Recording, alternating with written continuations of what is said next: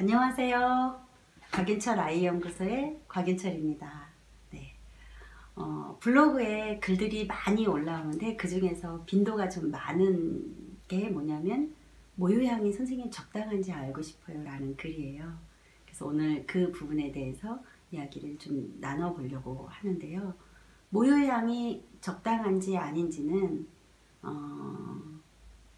객관적 자료가 필요해요.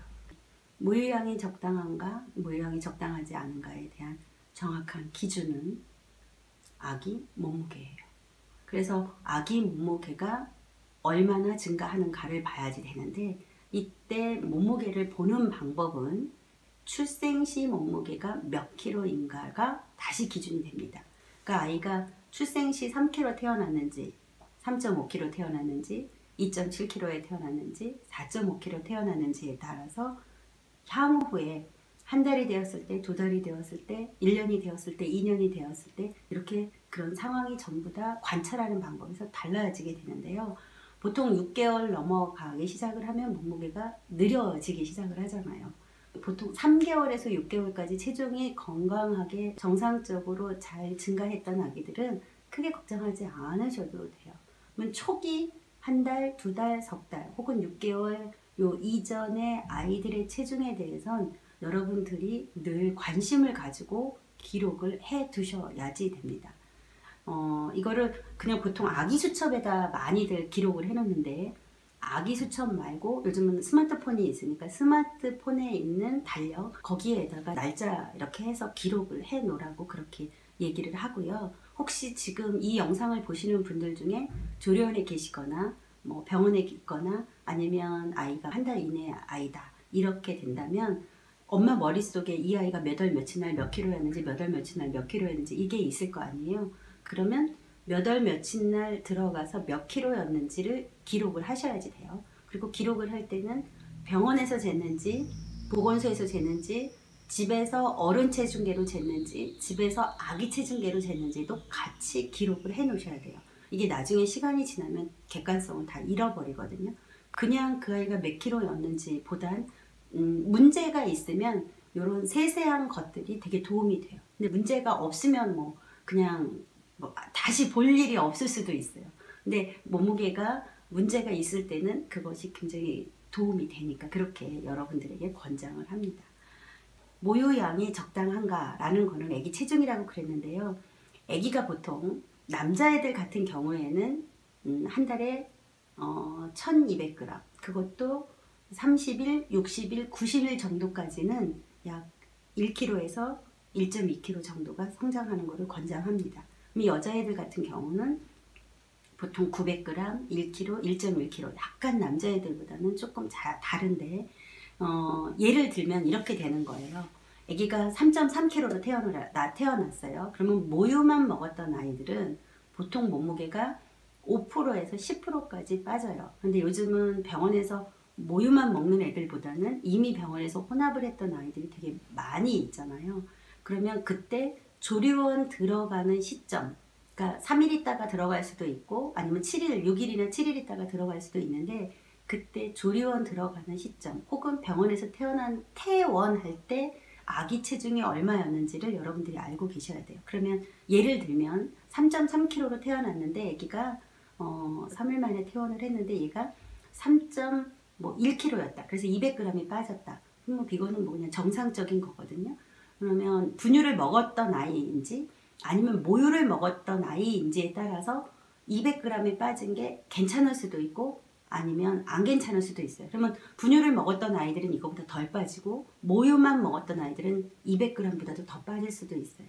그러면 그 3일 되는 시점에서부터 이 아이가 모유만 먹든지 분유를 먹든지 적당한 양을 먹고 있다라는 것을 아는 방법은 1일 30에서 50g의 체중이 증가하는가를 알아야지 돼요. 그래서 1일 30에서 50g의 체중이 증가하지 않는다면 모유 양이 부족한 거예요. 즉 먹는 양이 부족한 거예요. 그러면 그때 초기에는 한 달이 있어서 덜 증가할 수 있어요. 보통 한 달이 좀 지나면 황달이 없을 수도 있거든요. 그러면 그런 시점에서 얘가 체중이 어느 정도 증가하는가가 모유양이 있는가 모유양이 없는가를 기준으로 삼는 거죠. 이건 언제까지냐면 보통 60일에서 90일까지만 이렇게 돼요. 그러면 60일에서 90일에는 몸무게가 약간 느리게 증가를 해요. 가장 잘 증가하는 게 0일에서 30, 그러니까 보통 열흘까지는 몸무게가 약간 빠지니까 10일에서 30일 혹은 30일에서 60일까지는 아기가 체중이 약 매일 30에서 50g이 증가가 돼야 돼요. 근데 여기서는 또 변수가 있는 게 몸무게가 매일 30에서 50g이 증가가 되는 게 아니라 어느 날은 하나도 안 증가가 되고 어느 날은 100g이 증가가 될 수도 있어요. 어느 날은 80g이 증가가 되고 어느 날은 20g만 증가가 될 수 있는데 그래서 이거를 다 더하는 거예요. 3일치는 3일치, 5일치면 5일치를 만일에 더하면 그 더한 거에 평균 5로 나누기 했을 때 평균 30에서 50g인 거죠. 그래서 일주일에 약 250에서 300g의 체중이 증가하는가. 이것이 이렇게 증가를 하면 이 아이는 모유양이 부족한 게 아니에요. 그러면 이제 엄마들은 뭐라 그러냐면 아기가 1시간마다 먹어요. 1시간 반마다 먹어요. 그러면 내가 모유양이 작아서 얘가 자주 먹는 건 아닌가요? 라고 말을 하는데 그거는 다른 문제예요.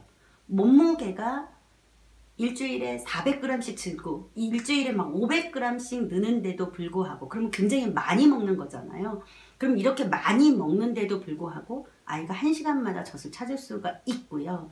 어떤 아이들은 몸무게가 150g, 200g 밖에 늘지 않아요. 그러면 지금 굉장히 부족하게 먹는 거잖아요. 그런데 얘네들이 수유 간격이 3시간, 4시간 이렇게 벌어지기도 해요.